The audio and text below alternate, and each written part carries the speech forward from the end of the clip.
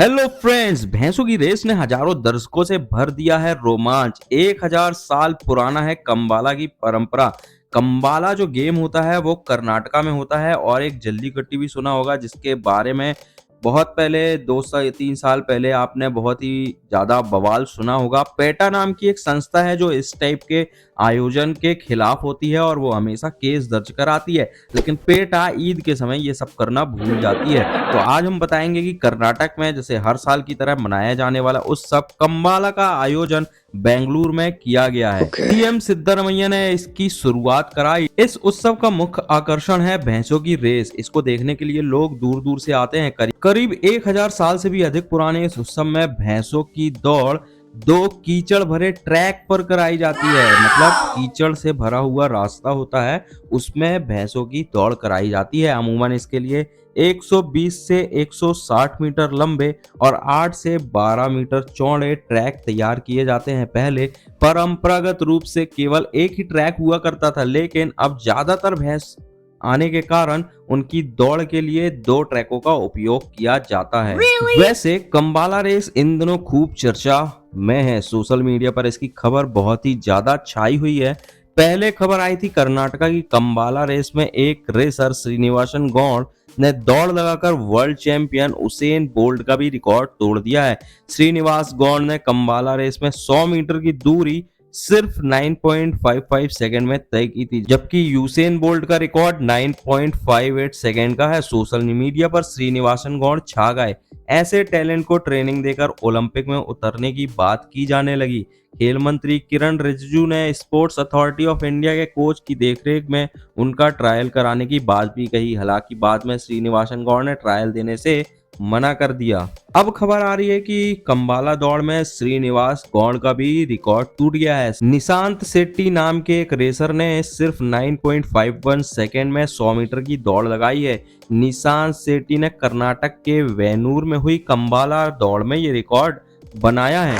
क्या होती है कंबाला दौड़? कंबाला दौड़ जैसे कि मैंने आपको पहले बताया, कंबाला दौड़ कर्नाटका और केरल का एक प्राचीन और पारंपरिक खेल है। इसमें भैंसों के साथ कीचड़ वाले ट्रैक पर दौड़ लगानी होती है। कर्नाटका के तटीय इलाकों में यह खेल सदियों से खेला जा रहा है। कंबाला दक्षिण कन्नड़, उत्तर कन्नड़ और केरल के कासरगोड में काफी पॉपुलर है। इसमें भैंसों की जोड़ी के साथ एक रेसर दौड़ लगाता है। कर्नाटक के तटीय इलाकों और केरल के कुछ हिस्सों में हर साल ये खेल आयोजित होता है। आखिर कौन करवाता है कंबाला रेस? कंबाला रेस को हर साल कुछ सामाजिक और धार्मिक संगठन आयोजित करवाते हैं। इस खेल में इलाके के बड़े बड़े जमींदार हिस्सा लेते हैं और कंबाला रेस में भैंसें उन जमींदारों की ही होती है, जबकि भैंसों के साथ दौड़ने वाला जमींदार के यहाँ काम करने वाला मजदूर होता है। कर्नाटक में पारंपरिक तौर पर तुलुवा समुदाय के लोग इस खेल को आयोजित करवाते हैं। दक्षिण भारत का ये प्राचीन समुदाय है। तुलुवा समुदाय के लोग अपनी तुलु भाषा को राष्ट्रीय भाषा का दर्जा दिए जाने की मांग करते रहे हैं। इन लोगों की मांग अलग राज्य की भी रही है, इसलिए ये तुलुनाडु का नाम देते हैं। इसको लेकर आंदोलन भी हुए हैं। किस सीजन में होता है ये खेल? कंबाला का सीजन नवंबर महीने में शुरू होता है और ये मार्च तक चलता है। दौड़ आयोजित करवाने के लिए स्पेशल कंबाला एसोसिएशन बनाया जाता है। इस वक्त करीब 18 ऐसे एसोसिएशन है। कर्नाटक में इस तरह की 45 रेस हर साल आयोजित होती है। पहले इस खेल में विजेता को नारियल दिया जाता था, अब विजेताओं को सोने चांदी के सिक्के दिए जाते हैं। कुछ आयोजनकर्ता विजेता को 8 ग्राम के सोने के सिक्के देते हैं। कुछ प्रतियोगिताओं में कैश प्राइज भी दिया जाने लगा है। उससे पहले बात करें कि सुप्रीम कोर्ट ने इस खेल पर बीच में लगा दिया था बैन। कीचड़ से भरे इस खेत के ट्रैक को बनाया जाता है। खेल में हिस्सा लेने वाले भैंसों को खूब अच्छी तरह से सजाया जाता है। भैंसों के साथ दौड़ने वाला जॉकी अपने साथ में छड़ी और डंडा रखता है। भैंसों को तेज भगाने के लिए बीचों बीच में वे उसे डंडे मारते हैं। जल्लीकट्टू की तरह कंबाला रेस को भी सुप्रीम कोर्ट ने बैन कर दिया था, लेकिन कर्नाटका के एक बिल लाकर सुप्रीम कोर्ट के बैन को निष्प्रभावी बना दिया था। इसको लेकर prevention of cruelty to animal Karnataka amendment ordinance 2017 लाया गया। कर्नाटक में इस ऑर्डिनेंस के बाद ये खेल फिर से कानूनी वैध हो गया था। कर्नाटक में इस ऑर्डिनेंस के बाद ये खेल फिर से लीगल हो गया था। इससे पहले अगर आपको बात करें कि सुप्रीम कोर्ट ने जल्लीकट्टू और कंबाला पर क्यों बैन लगाया था, तो इसके पीछे का कारण है PETA, people for animal treatment of animal.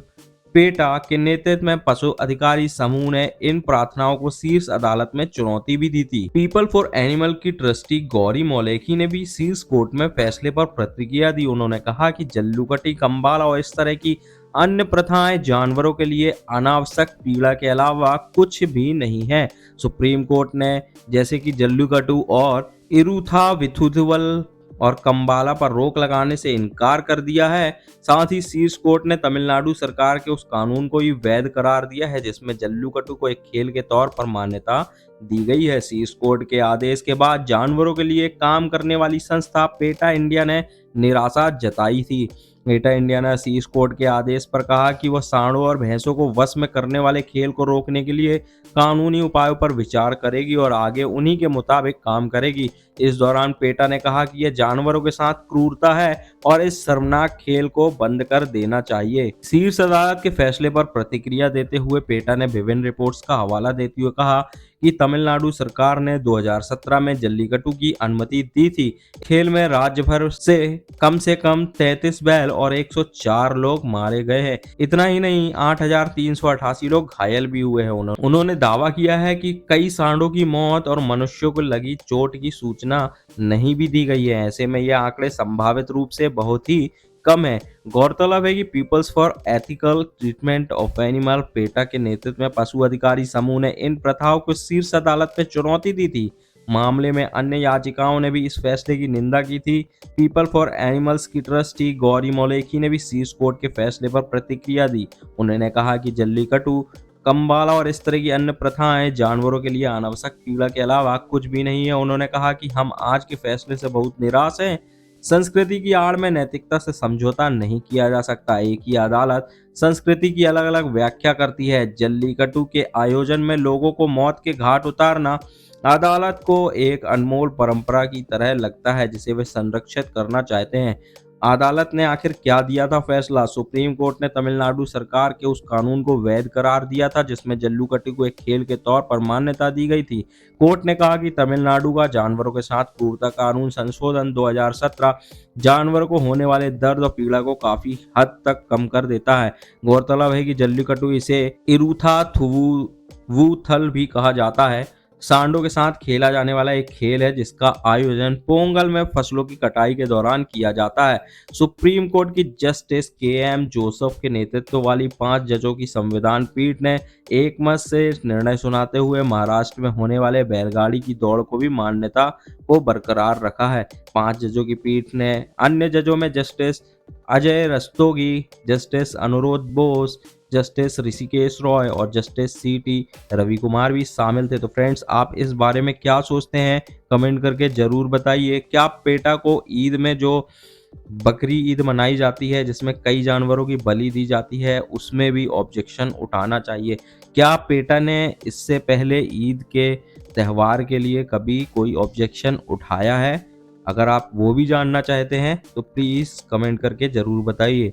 मिलते हैं एक नए वीडियो में। धन्यवाद।